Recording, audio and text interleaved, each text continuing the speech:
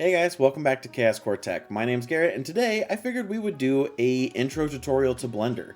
I've done quite a few tutorial series on this channel. I've done some Tinkercad, some Fusion 360. I've even done some ZBrush stuff, so I figured why not add Blender to that list. It's what I've been using the most lately, and it is an extremely powerful tool. So this is going to be an extremely surface level, very beginner intro to using Blender. Oh, also, I'm going to be turning the face cam off for this video. One, so you guys don't have to stare at this the entire video. And two, there's a lot of stuff on the screen in Blender, and so I don't want to cover anything up with my little webcam view. So let's get into it. Thank you to Skillshare for sponsoring this video. To start off this tutorial, I'm assuming that you already have Blender downloaded, and this is what it should look like when you open it up. You can see that I have version 2.92 right there, but any version similar to that should work just fine. But you should see this splash screen here. You probably won't have any of these recent files, but that's totally fine. What we're going to do is click on General under New File, and it will bring us to the default cube. Now this thing is kind of legendary in Blender terms, so we're actually going to keep it around and start using it. But before we can really do anything here, I need to show you how to move around, because every 3D program comes with its own unique way of moving the camera and interacting with the objects in space. So by default, your movement is centered around the middle button of the mouse. The left button is used for selecting things. If I click on this cube, you can see it selects it with this orange-ish outline. And then if I click somewhere in empty space, it'll deselect it. I can select this light, and I can also select this camera over here. The right mouse button is a context menu. As you can see, it brings this up. Don't worry about this for now. It's something we probably won't even use in this video, and it's not something that you use often anyway. So for camera movement, like I said, it's focused around that middle mouse button. Let's start with the obvious one, zooming. You can just scroll your middle mouse wheel up and down, and you can zoom in and out. Pretty self-explanatory. If I click in the middle mouse button and drag it, I will start rotating around the model. Then if I hold shift and then drag my middle mouse button, I pan. Something else to keep in mind is that it can be kind of easy to get lost and end up somewhere in this situation where your object's kind of upside down and you're not really sure what's happening. So to get reoriented, one, this ground plane is pretty helpful. And they have this little gizmo up in the top right that basically show you where your axes are. So this red line right here is the x-axis, and if you look on the ground plane, we can see that the red line there follows through the x-axis. Y is this green line, and then Z is blue, but there is no Z line because the ground plane, it is just X and Y. So that can be kind of helpful, and I believe if you click on any of these, you can snap to those views. You can also use the numpad on your keyboard. The main ones that you need to know are 1, 3, and 7. 1 snaps to the front, 3 snaps to the side, and 7 snaps to the top. So say that I want to go to the back view. 1 takes me to the front view, so I can hold Control and click 1. It'll take me to the back side rather than the front side. And you can do that with any of them. So if I hit 3, it'll go to the right side view, but if I hit Control 3, it goes to the left. Same with 7, goes to the top, Control 7 goes to the bottom. Then if you find yourself getting lost and you have your object selected like this, or you can also select it in the hierarchy over on the right hand side. So say it's off screen somewhere and you don't know where you're at anymore and just not having a good time. You can click on the cube right here and then put your mouse over this window here. And then on that numpad, you can press the period key or the decimal key, and it will center your camera on that object again. Then you can hit 1 and you're back to looking at the front view of the object. So if you've ever used a 3D program before, this is pretty standard stuff. It's usually just getting your muscle memory used to the way that Blender does it specifically. And if you're very used to another program like Maya, I believe there are settings that you can change to make it behave more like Maya. That might be worth Googling if you're used to another 3D package. This video is sponsored by Skillshare. Skillshare is an online learning community with thousands of online classes covering all sorts of different skills. There's a premium membership that gives you full access to the classes. So if you're trying to pick up a new creative skill, Skillshare can help you with all of the skills you want to learn. It's a great place to fuel your creativity and point you in the right direction. In this video, I've been giving you a really beginner-focused look at Blender, but if you're interested in taking this even further, or if you already know how to use Blender and are just looking to hone your skill, Skillshare has a plethora of classes for you. For example, your first day in Blender 3D by Southern Shoddy 3D has over 6,000 students that have taken it, so there's a built-in community there to share your progress with as you learn how to become a modeling wizard. And as I mention in every video, they also have a bunch of stuff on other 3D modeling programs. So if you are interested in Maya, ZBrush, or even CAD, there are classes for you as well. So whether you're trying to learn something new or improve your knowledge on an existing skill, Skillshare is an extremely useful tool. It's curated specifically for learning, meaning there are no ads, and they're always launching new premium classes so you can stay focused and follow wherever your creativity takes you. The first 1,000 people to click the link in the description below will get you 1 month free trial of Skillshare so you can explore your creativity. Thank you, Skillshare, for sponsoring this video. So now that we have our camera movement down, we can start actually messing with the object. And this is where it gets a little tricky. It makes a ton of sense once you're used to it, but it can be a little unintuitive. And it's the thing that tripped me up, I remember, when I first started learning Blender. So we have the object here, and if you look at in the top left, there's this little drop down, and there's a bunch of modes in there. Don't worry about those right now. We're just going to be worrying about object mode and edit mode. While we're in object mode, there's not a lot we can do to this object. This is mostly for switching between different objects and moving them around the scene. You're not doing a lot of editing of the individual vertices or changing the object itself. It's kind of just positioning, scaling, and rotating here. For right now, don't worry about it, but we'll come back to it. Just all you need to know is that when you start out, you are in object mode, and if you ever find yourself not able to edit the vertices, you've probably switched back to object mode accidentally. So we're just going to glaze past object mode for right now. What we're going to do is click on the object so it's highlighted and this is the active object.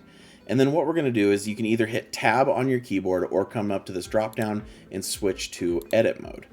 Now you'll notice that these lines on the edges here are a little more pronounced. You'll probably see these vertices highlighted as well. And just with the left mouse button, you can go around and click on any of these vertices.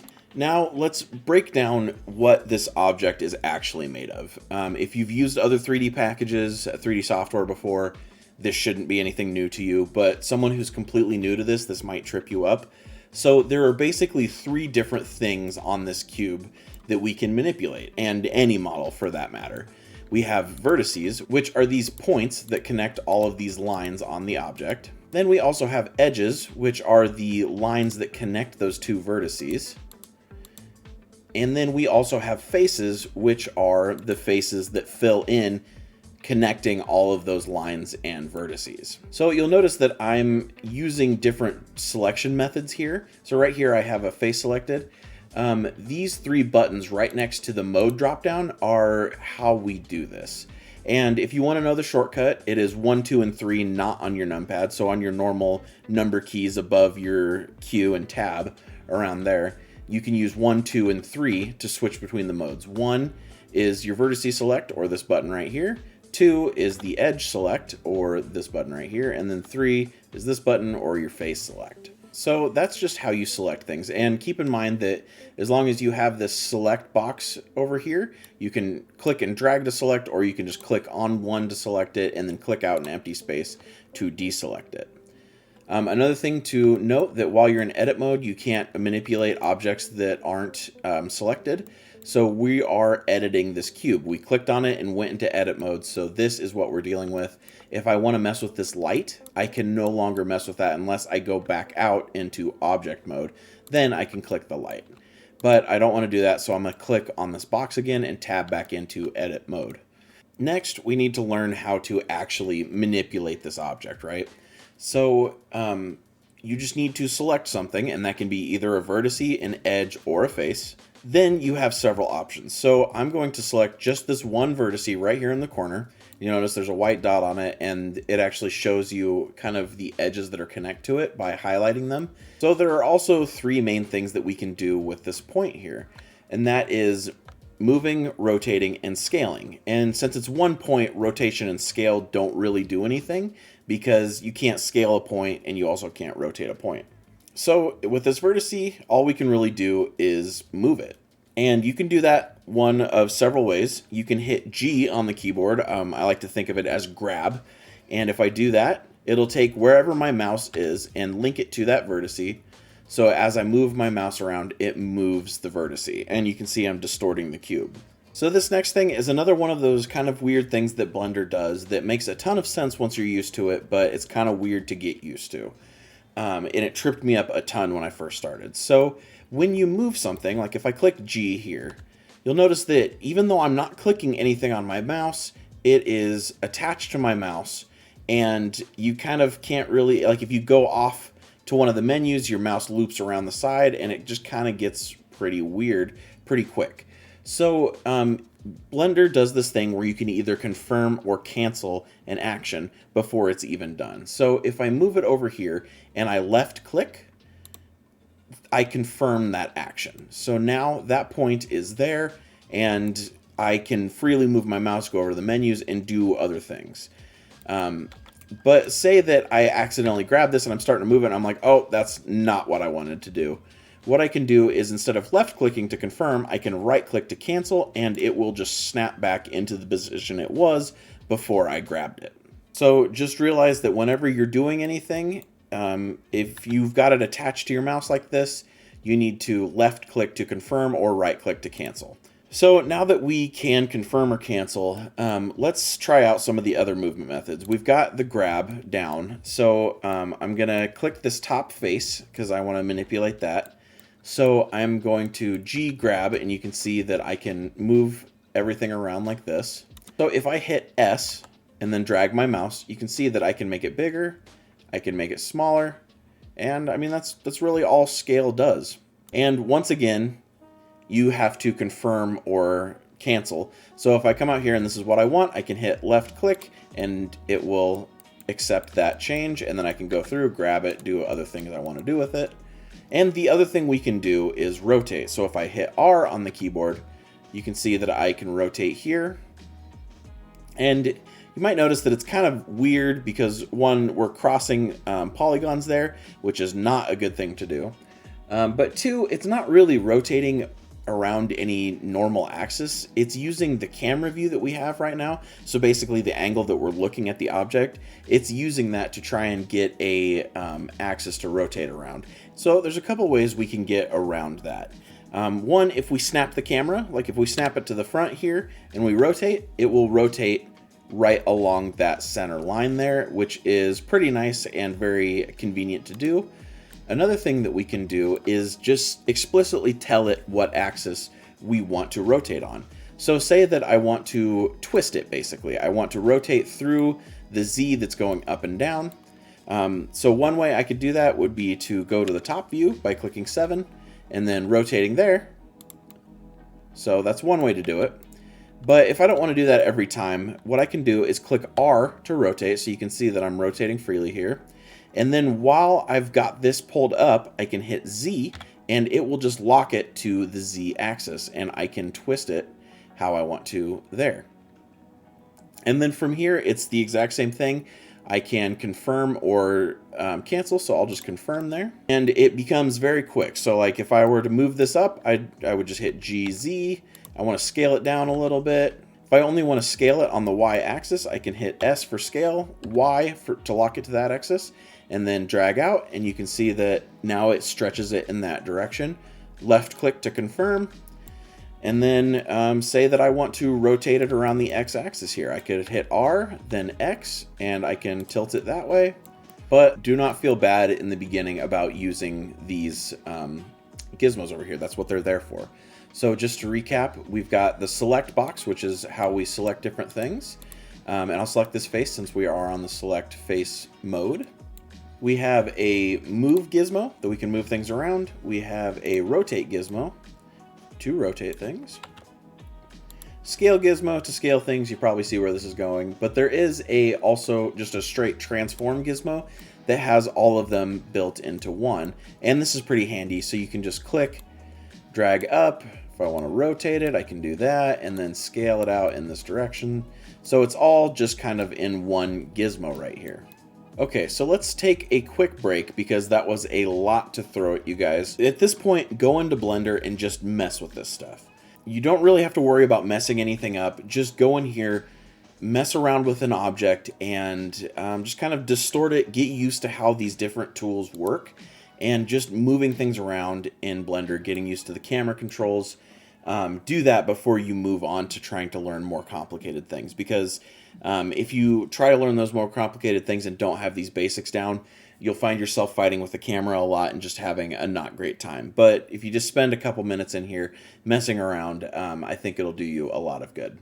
So one last thing before we end the video, I want to show you how to add more objects, because a cube can only get you so far. So what I'm going to do is, right now I'm in edit mode, and you can see that because I can select individual parts of this model, and it says edit mode in this little drop down. So you can either click on the drop down and go to object mode, or you can hit tab, and you can see that it does change to object mode. And now you can see that I can no longer click individual parts of this object. I've either just selected this object or I haven't. So from object mode here, I can just come up to this menu and click add, and then there's a whole bunch of things here I can add. Most of what you're going to deal with in the beginning is just this mesh option here, but we have a few things like a plane, cube, spheres of various kinds, and cylinders. So you can click around, feel free to add any of these and just mess with them. I'm going to add this cylinder here. So right now you really won't be able to see it because it's overlapping with this cube that we had here. But while we're still in object mode, I can still grab things. So you can either use the gizmo over here, or I can just hit GX to slide it over. So now we can see it. Then if I just want to manipulate this cylinder here, I can just make sure that it's selected, make sure the outline's around it, and then hit tab and go into edit mode. And then if I go to vertice select up here, I can grab these vertices and just start messing with it. And then if I hit A to select everything, I can scale it, I can rotate it, and just do generally anything I want to do with it. Then if I've got this where I want it, I need to go back and edit the cube we started with, I'll just tab back into edit mode, click on the cube, make sure it's selected, and then tab back into edit mode. You can also select multiple things and edit both of them. So if I hold shift and then click on that, or if I drag select them like that, I can tab into edit mode and edit both of them at the same time.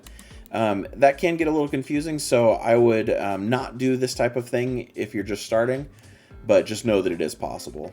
Okay, well, I'm going to leave this tutorial at that. I'm just keeping it super simple because, one, I don't want the video to be too long because that's just overwhelming, and two, I don't want to throw too many things at you guys. But this, if you can get comfortable with this, this is a very solid foundation. From here, you can move on to manipulating, like adding edge loops to do more fancy things with them, extruding vertices, starting to do a lot of the more complicated stuff. So let me know if you guys are interested in this, and I can make a follow-up video to this explaining that, because once you've got those things down, you can really start to make a lot of really cool models. All right, well, that's going to be it for this intro to Blender. Let me know what you guys think down in the comments. Well, thank you for watching, and thank you to Skillshare for sponsoring this video. I will talk to you guys in the next video. So until next time, keep creating.